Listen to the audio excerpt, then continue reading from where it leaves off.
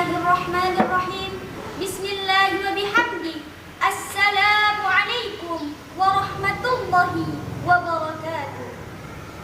Alhamdulillah. Alhamdulillahilladzi hadana lihada wa ma kunna linahtadiya laula an hadana Allah. Ashhadu an la ilaha illallah wahdahu la syarika lah wa ashhadu anna Muhammadan abduhu wa rasuluh la nabiyya ba'da amma ba'd. Yang saya hormati para dewan juri beserta panitia-panitia penyelenggara lomba, dan yang saya hormati masyarakat Indonesia dimanapun Anda berada. Pertama-tama dan yang paling utama, marilah kita panjatkan puji syukur kita kehadirat Allah Subhanahu wa Ta'ala yang telah memberikan kita berbagai macam nikmat, yakni nikmat iman, Islam, kesehatan, dan kesempatan, sehingga kita bisa berkumpul di tempat yang insya Allah mubarakah ini. Kedua kalinya, solawat beserta salam tak lupa kita haturkan kepada junjungan alam Nabi kita, Nabi besar Muhammad Sallallahu Alaihi Wasallam, yang telah membimbing kita dari jalan yang gelap menuju jalan yang terang benderang, dengan kata lain, minaz zulumati ilan nur. Sebelum saya menyampaikan isi pidato saya, terlebih dahulu saya akan menyebutkan judulnya, yakni mewujudkan cita-cita dalam pendidikan di masa pandemi. Para pendengar yang dirahmati Allah, seperti yang kita ketahui bahwasanya segala sesuatu itu membutuhkan mekanisme dan teori untuk dapat diwujudkan. Pendidikan memberikan realisasi sesuai dengan yang kita harapkan. Pendidikan merupakan suatu hal yang penting dalam kehidupan manusia.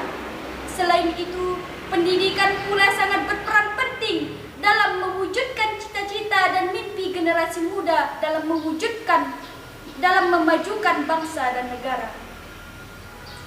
Pendidikan memberikan kita bekal yang baik dan teori yang baik.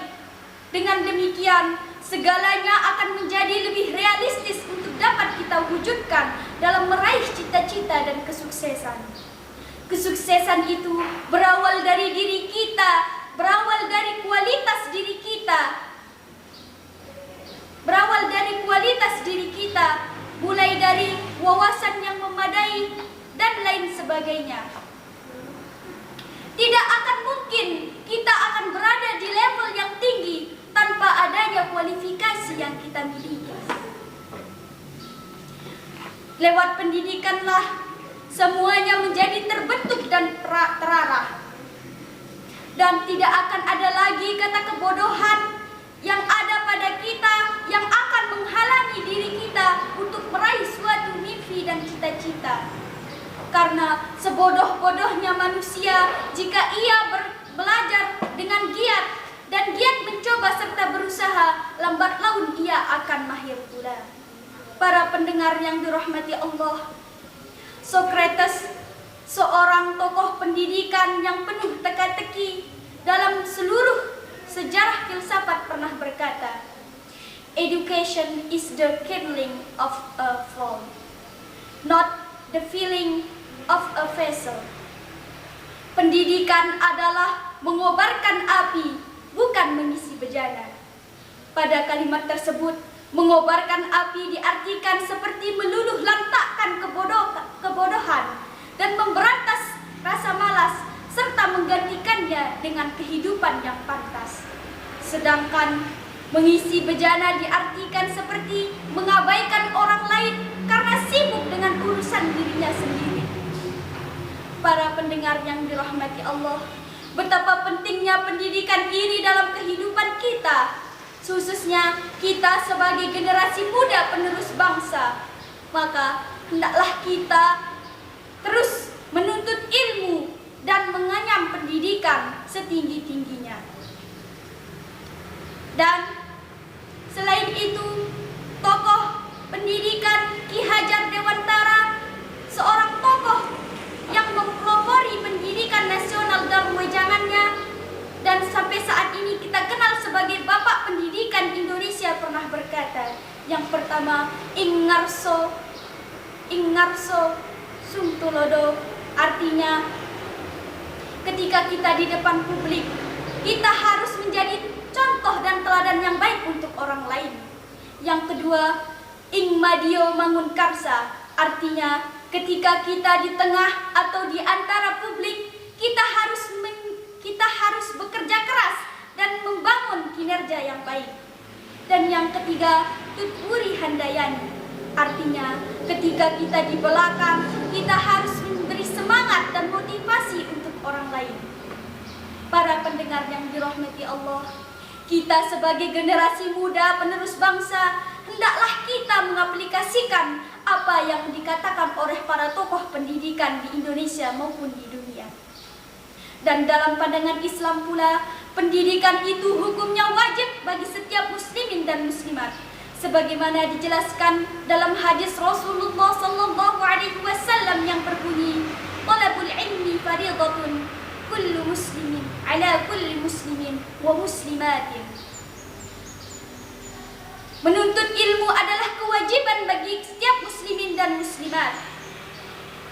Dan selain itu pula, Nabi Muhammad SAW memerintahkan kepada umatnya untuk menuntut ilmu supaya kita menjadi orang yang berpendidikan dan tidak ketinggalan zaman. Tujuannya agar iman dan sikap kita tidak terbentengi dalam menghadapi situasi dan zaman. Selain itu pula, Allah Subhanahu wa Ta'ala menjanjikan untuk kita akan meninggikan derajat orang-orang yang berilmu dan beriman di antara kita, sebagaimana dijelaskan dalam firman Allah Subhanahu wa Ta'ala dalam Quran surah Al-Mujadalah ayat 11. A'udzu billahi minasy syaithanir rajim. Yarfa'illahu alladhina amanu minkum walladzina utul ilma darajat wallahu bima ta'maluna khabir. Shadaqallahul azim. Niscaya Allah akan meninggikan orang-orang yang beriman di antara kamu dan orang-orang yang diberi ilmu beberapa derajat. Allah Maha teliti apa yang kamu kerjakan. Quran surah Al-Mujadalah ayat 11. Para pendengar yang dirahmati Allah, ilmu itu bagaikan cahaya pelita di malam yang gelap. Ilmu itu akan menuntun manusia dalam menjalani kehidupannya. Ilmu akan menjadikan manusia yang dimana yang awalnya tidak mengetahui apa-apa menjadi mengetahui apa-apa. Ilmu itu menjadikan manusia bisa membedakan yang mana yang benar dan mana yang salah. Selain itu pula, kita harus selalu berbakti kepada kedua orang tua dan guru-guru yang telah mengajar dan membimbing kita dengan melaksanakan apa yang mereka perintahkan dan menjauhi apa yang mereka larang. Maka dari itu, ilmu yang akan kita dapatkan itu berkah. Para pendengar yang dirahmati Allah, mungkin hanya ini yang dapat saya sampaikan. Bunga mekar di perbukitan, sawah luas di pedesaan. Mungkin terima kasih atas perhatian dan mohon maaf apabila ada kesalahan.